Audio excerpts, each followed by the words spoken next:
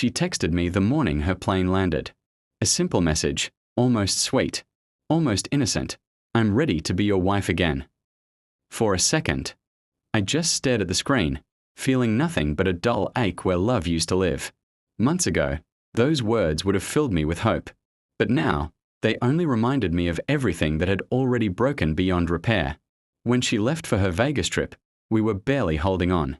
Arguments had become our daily routine, and the distance between us felt like a third person living in our house.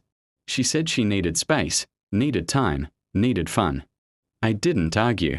Some part of me already feared she was searching for something I could no longer give her. Still, I hoped she'd come back wanting to fix what was left. But Vegas changed her, just not in the way she expected. While she partied under bright lights, I stayed home trying to convince myself that love could survive anything. I replayed old memories, her laughter, the way she used to look at me. But the longer she stayed away, the clearer it became that I mattered less to her than the freedom she was chasing. Each day felt like proof that I was living in a story where I didn't belong anymore. The truth hit me when she called one night, her voice full of excitement for everything except me. She talked about shows, casinos, new friends, everything except our marriage. I listened quietly, realizing she wasn't missing me at all. When the call ended, I sat in the silence and felt something inside me finally let go.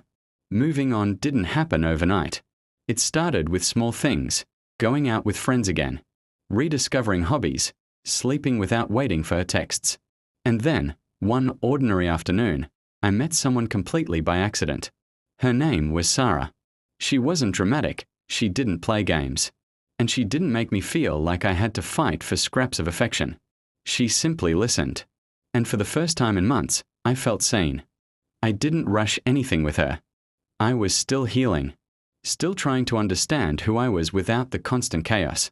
But little by little, Sarah became the calm I didn't know I needed. She reminded me that love shouldn't feel like a competition or a test. It should feel peaceful, steady, like coming home after being lost for too long. By the time my wife's Vegas trip ended, everything inside me had shifted. I wasn't waiting for her anymore. I wasn't hoping for an apology or a miracle. I had stopped looking backward.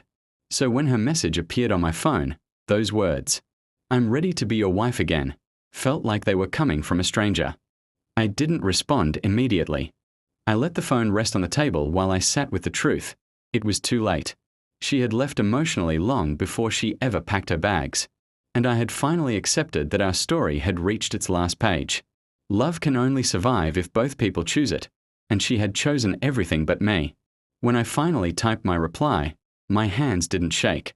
I simply told her that I had moved on, that I wished her well, but I wouldn't be returning to the version of us that only existed in memories. I expected anger or tears, but all she sent back was a short message. "I didn't think you meant it." And that said everything about why we never worked. She came back a week later wanting answers. She cried, she apologized, she promised she had changed. But standing there, looking at her, I felt only understanding, not love. She had been my past, not my future. Every word she said sounded like an echo from a chapter that was already closed. Now, when I look at my life with Sarah, I realize that heartbreak can sometimes be a doorway. Losing someone you thought you needed can lead you to someone who shows you what real love looks like. I don't hate my wife. I don't regret our story, but I no longer want to rewrite it. Her Vegas trip didn't ruin our marriage. It just revealed the truth. She came back ready to commit, but I had already healed from the version of love that kept hurting me. And sometimes, the hardest goodbye is the one you say after you've waited too long for someone to return. In the end, her message wasn't a beginning. It was closure.